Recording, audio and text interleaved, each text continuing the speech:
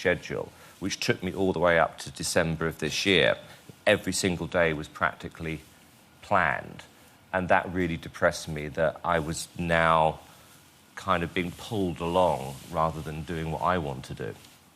Simon, you've painted this picture of yourself as Mr. Average, but let's just see what other people who are close to you think. I did not say Mr. Average. Whatever. Let's go to what people around you think of you. OK. Simon Cowell. Love him or hate him, you definitely can't ignore him. And this man believes he can walk on water, and he ain't done bad so far. He's a total control freak, down to every last little detail. He's like a kind of peacock. Oh, you can be talking to him. You can be talking to him like this, and there's a mirror behind, and you can literally see him. To illustrate the full extent of Simon's vanity, I'd like to show you his birthday gift to me this year. Ta-da! He's very aware of, with television, that he looks decent and what have you. And his weight as well, I think he watches everything, yeah. He has his own dress sense. All the money in the world and such bad taste. He's made his fortune from being honest. Perhaps a bit too honest. Simon's very, very rude when he wants to be. He can't bear fools. You walk in, and I'm not being rude here, like a loser. He speaks his mind, and he always says what everybody's thinking. Your body language, your attitude, it was verging on desperation and begging. I think Simon can definitely go too far sometimes. He doesn't realise what it's like to stand up there, and I've stood up there. And you sang like you're a whipped dog. But there is more to Simon than just his insults. I remember them being a fly flying around, and Louis was there with his newspaper trying to whack it and kill it or whatever he was doing. And I was like, don't kill the fly, don't kill the fly. And he looked at me and he said, you're exactly the same as him.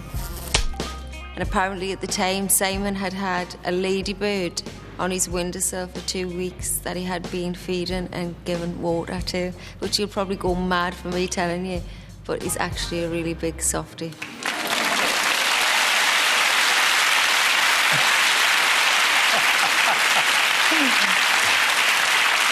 Simon, tell me about your relationship with ladybirds. Can I just go back to the you sound like a whipped dog?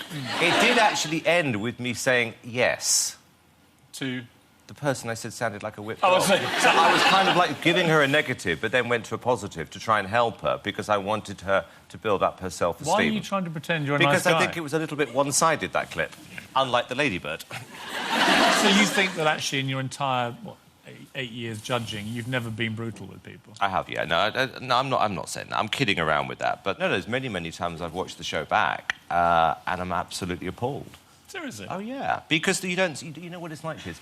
You do the show, you're not aware of what's happening in the room outside. You know, somebody just said, you know, my dog, Lassie, died yesterday and blah, blah, blah. I'm in a bad mood and, you know, awful.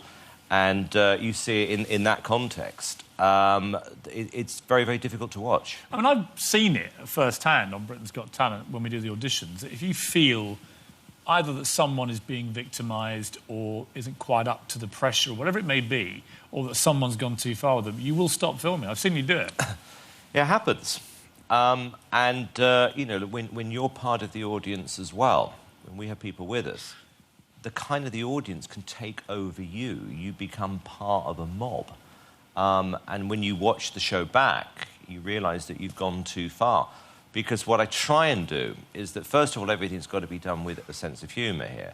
But at the same time, I think it's got to be fair. And I think that you've got to be able to take it back as much as, obviously, give it out. It's a delicate balance, I'll be honest with you. How thick-skinned are you about criticism? Not great, to be honest with you. I don't particularly like it. What are the particular things you hate? When they get it right.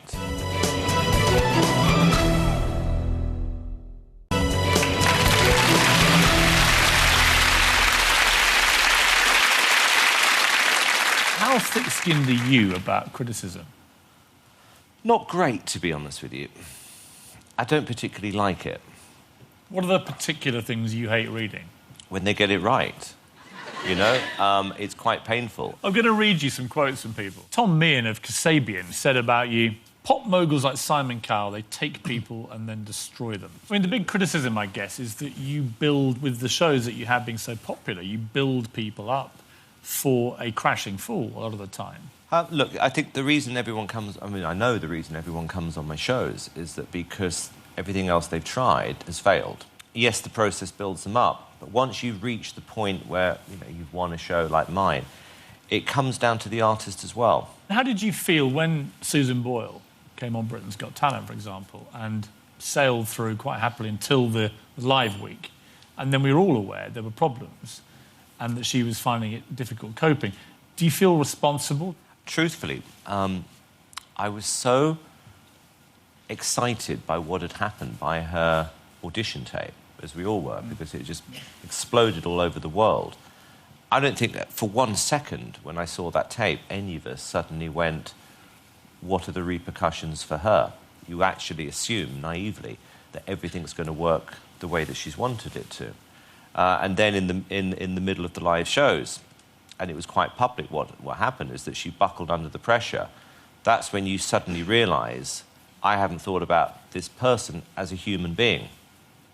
And it was a real wake-up call, I've got to tell you. Were you tempted in that moment to pull her out of the show? Yeah, I was. Yeah. I brought her into my dressing room on the Friday and basically said to her, look, I don't know what you believe you have to do or don't have to do, but you have a choice at this point. And if you want to leave the show, you can still walk away, proud for what you've achieved. But if this is too much, we're going to support you on this decision. But there was absolutely no way she was going to leave this competition. And I made it clear to her at that point. I said, Susan, you've got to understand, you may not win this. And she looked me in the eye and said, Simon, I want to compete. I want to take part in the competition. I want to prove all the people wrong who doubted me. Sting recently said, the X Factor is a preposterous show, and you have judges who have no recognisable talent apart from self-promotion and advising them what to wear and how to look. It is appalling. Well, first of all, anybody who, at the age of 60, calls himself Sting is an idiot. I find those kind of people who really do live in mansions, who come from, quite humble beginnings and they're living, in these stately homes, professing to know everything about everything in the world and what the contestants may or may not feel. They can say that because they've got everything they want in their lives. But what they're really saying is anybody else who needs a shot shouldn't be allowed to do it. This quote here, a penniless pop music hustler trying to flog records ought to have had crime against humanity attached to the label. Who's that? That was me. Seriously? Fantastic. Really? Yeah. Do you think you were born blunt? I was always very, very, very naughty growing up. Anything which involved, getting into trouble, whatever, I would do. Including telling your younger brother Nicholas that Father Christmas didn't exist, but you weren't happy with just telling him. You decided to prove it, didn't you? I explained to him when he was about 3, because I'd worked it out, actually, it isn't Father Christmas coming in to deliver presents. What I did was I woke up one day when my dad snuck in. So the following year, we put pots and pans over the door so that when he crept in to give us the present, they all fell on his head and we woke up. And that proved to Nicholas that Father Christmas wasn't real. And then to prove it, we went upstairs, we found the Father Christmas outfit, decided to set fire to it and nearly burnt the house down. I mean, this is disturbing behaviour. Kind of psychotic. Yes. Yes, yeah. You grew up in an 8-bedroomed hovel in Elstree. Your parents sent you to a private school where, this is a fascinating word, you were excluded. What does that mean? And what did you do? No, I think I was kicked out of one school.